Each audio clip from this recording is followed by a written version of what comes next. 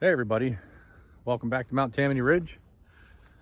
You can see I'm down here at the bottom left corner of the property and hanging out with the dogs.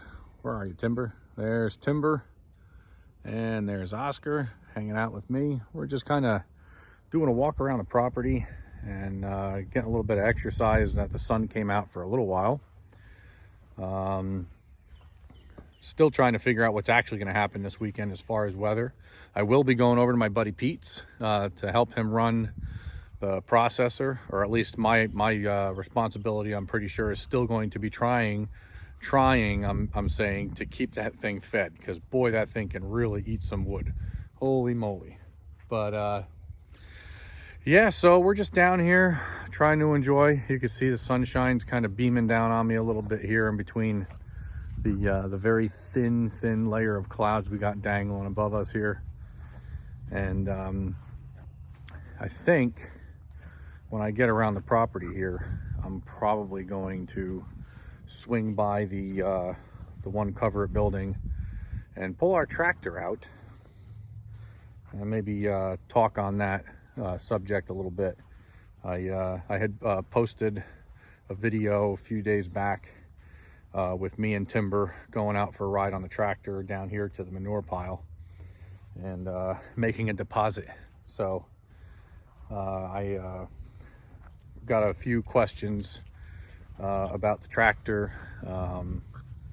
just kind of wanting to know a little bit more about the year, make, and model, so on and so forth. So I figured I could just spit it out here on camera, but I don't think that's what the viewers want. I think they want to actually see the tractor as I talk about that. So let me continue this little walk here around the property. And when I get up there, get that thing fired up, and we'll talk a little bit about the tractor.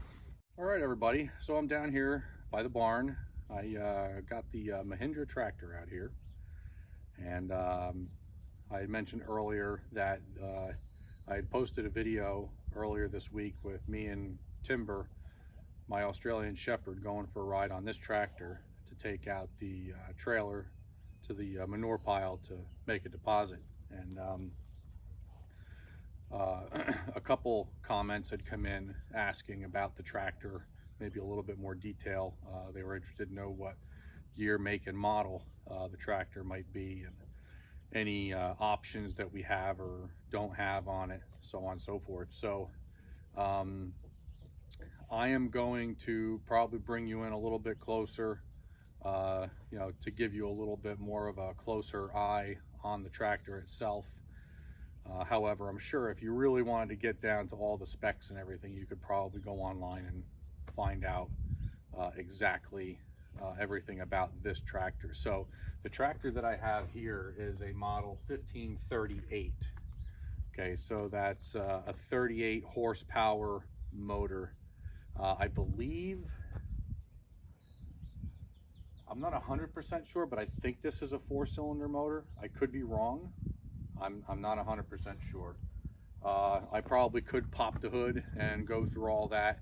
But the truth of the matter is, with the loader up, I'd have to start it up again, drop it all the way down, pull the grill out, all that happy stuff. So I'm not sure either of you guys want to get into that, at least at this moment. Maybe later on in another video. So as a lot of you may know, these loaders on these tractors, a lot of tractors, from New Holland to Mahindra and a few of the other. Now, I don't know about John Deere, but I do know that most tractor manufacturers, they outsource their loaders from, oh shoot, who is it? I think it's Bush Hog. I could be wrong. I think it's Bush Hog. And they build the loaders and some other implements as well, other than, a bush hog or a backhoe or something like that. So if I could be wrong again by the maker of these loaders, you could fact check me on that, correct me in the comments if you want. Totally cool, I get it. I'm just kind of doing this whole thing off the hip. So this tractor originally came from the factory with R4 tires on it. And I have mixed feelings, honestly, about the R4 tires. I've had a tractor with R4 tires before. For the most part, they were a pretty decent tire. They seemed to last long as far as tread wear, things like that. However, when you're doing snow clearing and things like that, the R4 tires are absolutely horrendous without chains. And here in the Northeast, in our particular area, northwestern Jersey, we have a lot of freeze-thaw cycles. So having chains on is kind of one of those things where you would have to do it so often to put them on and take them off and so on and so forth, because you're trying to, minimize how much damage you do to your property. So we just got away from the whole R4 tire thing with the experience. I had a 2555 Mahindra. That was a 55 horse turbo, cab and all those bells and whistles and things. And it was a great tractor, but when the snow got packed, forget it. You ain't going nowhere. I mean, it hardly has to be an incline at all. So we decided to go with turf tires. Now, before we had this particular tractor, the one that was existing, it was basically the same horsepower and size, but it was that was a Massey Ferguson. Now, that was a much older tractor. That was a 1994. But that one had turf tires on it, and we have had really great luck with the turf tires basically having less damage, less issue with damage to the terrain. It almost acted like a roller, so whenever you made a mark in the grass with a vehicle or whatever, or another piece of equipment, you could roll back and forth with these turf tires for the most part, smooth it right back out, and then springtime it was like it never happened. So that's why we decided to go with these. These are loaded with the beet juice, the rear tires anyway. The fronts I don't believe are. Now on to the negative about these particular turf tires. Now they do not have a lot of sidewall strength, okay? The back, it doesn't really matter so much as it does in the front. Now this loader's got about a 1,200 pound lift capacity, okay? And with the tires being so soft in the front, the sidewalls, you will push those sidewalls right down, the rims right down to the ground before you will even come close to maxing out your loader's lift capacity. And that's the unfortunate thing. They're closer to a lawnmower tire or a golf course tire than they are to an all-around homesteading type of tractor tire. I really do wish that the load rating on the sidewalls of these tires was better than they are. Unfortunately, they're not. So kind of one of those things you don't really know until to even ask the question, when you're about to buy these tires. Now we know, but we just kind of assumed that because there was a tire going on a tractor with a loader, that they would have made sure that they paired it with something that was capable of loader weight capacities. So, but other than that, yeah, so it's a very basic tractor, okay? It's a shuttle shift with a manual transmission. I believe it's a 8-speed or maybe a 16-speed. Let me check here. No, so you just got high and low. Okay, so it's an 8-speed transmission. Now I could be wrong there too, because I don't know if they consider forward and reverse a different section, because then obviously that turns it into like a 16-speed, right? So again, you can correct me in the comments if I'm wrong there. Totally cool with me. So I'm going to bring you in a little bit closer to show you what it does have and what it doesn't have as far as other accessories, which I'm going to kind of give you a spoiler alert. No frills, no thrills on this tractor. Basically, bare bones, nothing was included, or I should say added extra in this particular package. So just give me a few seconds and I'll set up the camera in a more suitable manner. All right, so here you can see we have mixed feelings about the fuel cap being up here as well. It's kind of a 6 of one, half dozen of another. The Mahindra that we had, or this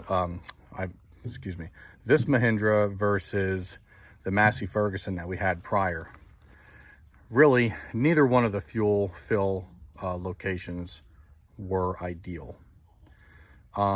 This one is ideal because you can stand on the side step and some of the floorboard here, and you can, for the most part, easily reach it. And if you have a 5-gallon fuel can, you can kind of rely on the frame of the loader here to kind of help you support that during the refill process.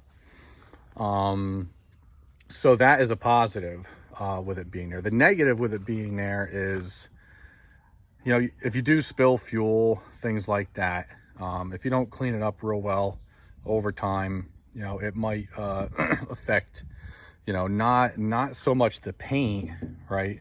But you have all these rubber gaskets and things like that along the hood, and plastics and things that are, well, made of petroleum products. And depending on, what it is that they use to cut the fuel, if that chemical in there doesn't work well or get along with these other rubber and plastic pieces, it could kind of,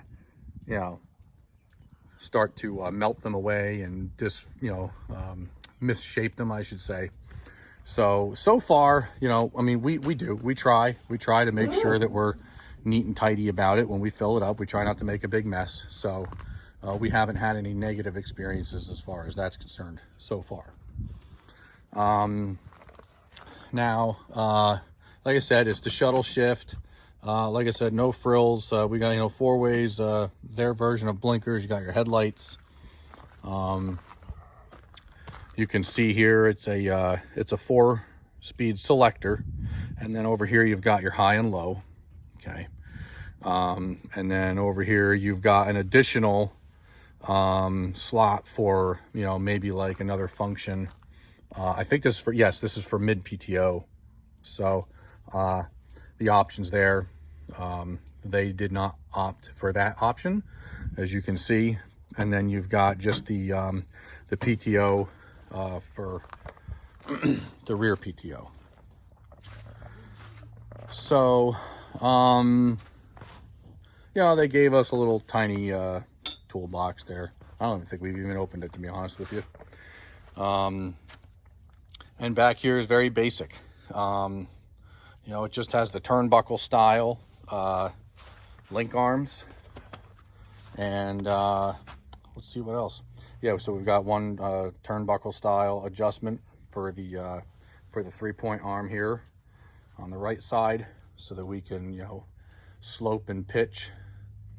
What else? You might have already noticed we don't have any auxiliaries back here. I wish that they had gone that route. I wish they had gotten auxiliaries, at least one, so that they can put something back here. They often thought about it would have been nice to have a snowblower for back here. However, both me and my father agree that this thing in the low gear, slowest speed, would not be slow enough to be able to not overstuff the snowblower. So your snowblower would not have the amount of power and speed to be able to eat snow fast enough for the tractor to not overstuff it. The ground speed of the tractor would move too fast. So that's the beauty about having hydrostatic, is the fact that you can go really, really, really slow and gently feed the snow into the blower. to avoid that problem, stalling out, shear pin snapping, so on and so forth. Now down here, that's the hydraulic fluid filter there. That's kind of a convenient location. We're happy about that. And you got a loader lever here. It's an okay location. And then you got your 3-point lift, and that's really about it. There's really a whole lot of nothing special about this tractor. We've thought about getting third function valve and another, auxiliary put on in the back, but it just, it's kind of one of those things to do it afterward is such a steep expense. When you're trying to run a small hobby farm, we don't have a lot of income, so we can't just kind of make it happen, right? So it really would have been the more wise thing to do would have been to just get it, rolled into financing from the get-go. We've lost out on a lot of opportunities to make life easier around here with maybe an attachment for the front or an attachment for the back that would, need to have hydraulic flow to it. But that's kind of one of those things you live and you learn, right? So but other than that, the Mahindra has been a fantastic tractor so far. In the beginning, we did have some EGR issues. However, there was a recall on a lot of those years back in 2015, 2016. This is a 15. They had a lot of recalls on the whole EGR valve and everything in between there.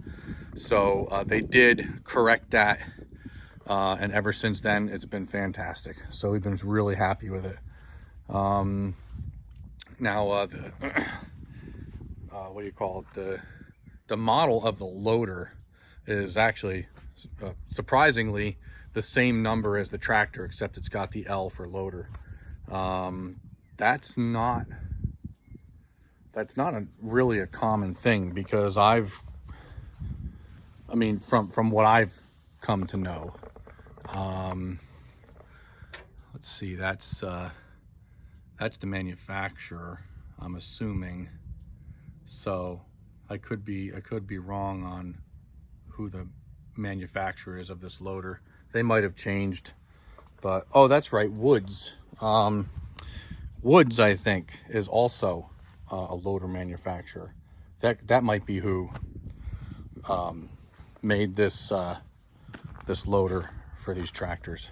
I know they use Woods for the New Hollands, or at least they did. So, but that's going to be it. I think that's really all there is to talk about on this tractor. If any of you guys have any questions, hit me in the comments, and I'll try to answer them to the best of my ability. If I need to go on the Google and do a little bit of research, I will be definitely willing to do that, as long as it's not too crazy. So yeah, that concludes the little rundown of this tractor. The sun is out. I really wish I could be over at the wood yard. Unfortunately, the ground is so soft and muddy. I really can't do anything. I don't want to be walking around, burying the bar of my saw into a pile of wood, and tripping and falling with a saw in my hands, to avoid having to move the excavator, to pick up these logs and buck them up. It's never something I really enjoyed. I think that's probably the only reason why I never, worked with a tree service full time. I've helped here and there with some friends, but you get in there lemon trees and stuff that are down on the ground, and things can get really bad really quick if you're not careful. You get tangled up in those branches.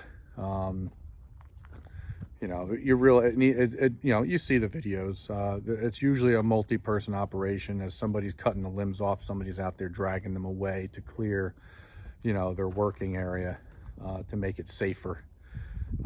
Unfortunately, the times that I was there, I was kind of everything, you know, running around, looking up in the air, trying to make sure that I'm not going to get killed by a branch while I'm trying to buck up branches and throw them in the, you know, the chuck and duck and things like that. It's not exactly the best way to do it, but they needed my help, and you know, I answered I answered their call. So fortunately, every time it's always turned out okay. We just work a little bit slower. That's really all you can do. Work a little bit slower, be a little bit more patient, and you can get to the end of the tunnel. So, but that's going to be it for now. I appreciate you guys hanging out with me. I hope the information I was able to give you here on the tractor was satisfying enough to at least some level. Really, I think if you were to buy the tractor, you'd like it. You know, it's a good tractor. Just you know, be reasonable with your expectations is really all I can say. So one other thing I want to mention is I have really had a lot of fun hanging out on the YouTube lives. Thirsty Thursday with Brad down there, Firewood at the Furnace, and Back 40 on Friday nights. That's a whole lot of fun. Dude Ranch DIY, they're doing a live, I believe 4 p.m. on Friday. I'm hoping I can make that one. I may or may not be able to make that. We'll have to see what my schedule looks like. Friday is the 3rd of March, and it's Teresa's birthday. So, you know, I have to make sure I keep that open just in case I'm able to do something special for her or not. We'll have to see. But yeah, we've gotten a lot of subscribers lately. That's awesome. That's really cool. We're moving onward and upward. It's past week and a half has been pretty awesome. I mean, it's really climbed up far more than it has in the past. So hopefully we're going in the right direction, and I'm making better content for you. And just have yourselves a good afternoon. I will be on for Thirsty Thursday with Brad down there. So I hope to see you guys there. You guys have yourselves a good afternoon again. Thanks a lot from John here and everybody else at Mount Tammany Ridge.